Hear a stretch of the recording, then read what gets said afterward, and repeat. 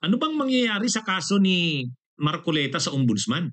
Kasi kinasuhan na si Marcoleta sa ombudsman, mga kabunyog, mga kababayan. Kinasuhan na. Ah, ah, ang nag-file ng kaso ay yung grupong kontradaya,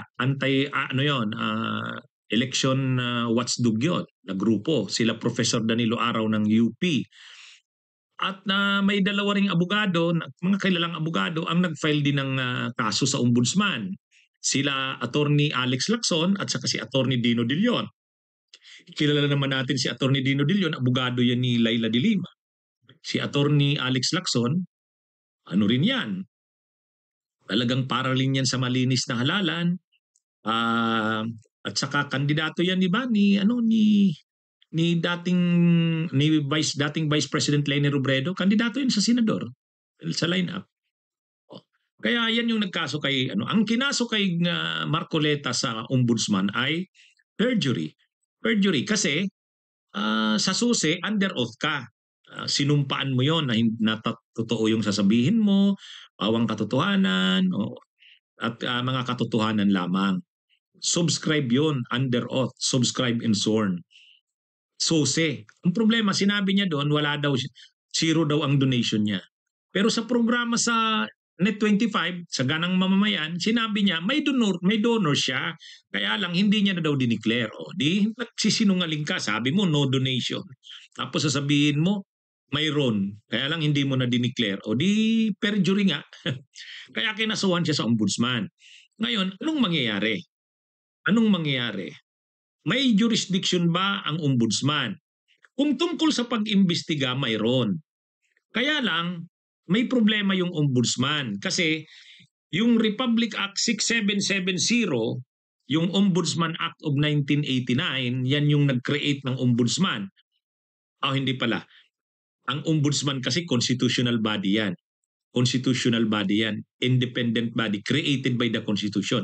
Kaya lang sa Constitution kasi, general lang doon ang dinitalye talaga ang structure, organization, powers, functions ng ombudsman dito sa batas na to, Republic Act 6770, Ombudsman Act of 1989. Ang problema sa Section 21 niyan ng Republic Act, Republic Act 6770, sabi diyan, Section 21, official subject to disciplinary authority, exceptions. The office of the ombudsman shall have disciplinary authority over all elective and appointive officials of the government and its subdivisions, instrumentalities and agencies, including members of the cabinet, local government-owned or controlled corporations and their subsidiaries. So malawak ang coverage o authority ng ombudsman. Lahat ng elective and appointive officials, pati local government units, pati GOCCs. Kaya lang may malinaw, except. So hindi kasama sa disciplinary authority ng ombudsman. Ano yung except? Over officials who may be removed only by impeachment. So sino 'yon? President, Vice President, saka yung members ng mga constitutional commissions, COMELEC, COA, saka Civil Service at Judiciary. Saka members of Congress. Yon, members of Congress.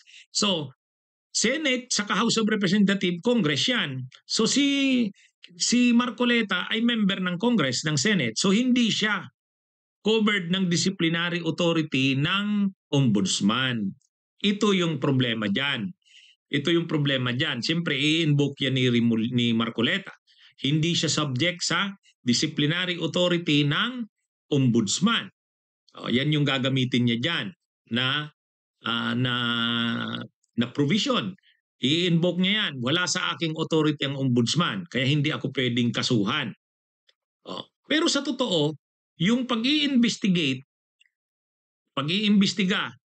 tungkol sa sinampang reklamo sa kanya, may power doon ang ombudsman. Under Section 15, may power ang ombudsman mag-investigate. At saka, kung ang ombudsman may finding na may na-violate ang isang official, kahit pa hindi ka subject sa disciplinary authority ng ombudsman, mayroong Section 15, Paragraph 3. Ano ang nakalagay sa Section 15, Paragraph 3? direct the officer concerned to take appropriate action against a public officer or employee at fault or who neglect to perform an act or discharge a duty required by law and recommend his removal, suspension, demotion, fine, censure, or prosecution and ensure compliance therewith. So ibig sabihin, sa Section 15, Paragraph 3 ng Republic Act 6770, pwedeng i-direct ng ombudsman yung officer concerned. Sino ba yung officer concerned? Sa Senado, Senate President o kaya yung Senate yung Senate Ethics Committee Chairman. Yung Senate Ethics Committee ay pwedeng i-direct ng ombudsman to take appropriate action against whom? Against a public officer tulad ni Marcoleta na na fault, may nagawang mali tulad ng perjury at i-recommend ng ombudsman ang removal or suspension. So pwedeng mag-recommend ang ombudsman ng removal or suspension.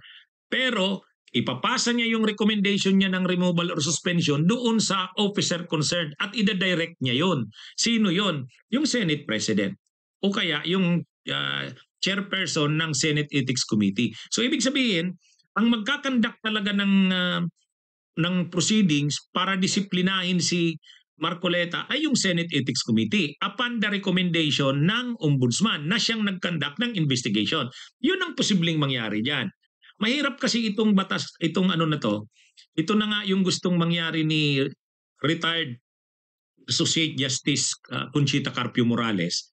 Ang problema kasi sa Ombudsman Act, pinalabnaw yung power ng ombudsman Sa konstitusyon, makapangyarihan ng ombudsman. Pero dito sa batas na to, dinitalye yung powers, ang powers and functions niya, hindi saklaw ng ombudsman yung members of Congress. Kaya medyo humina yung Pero hindi naman totally wala.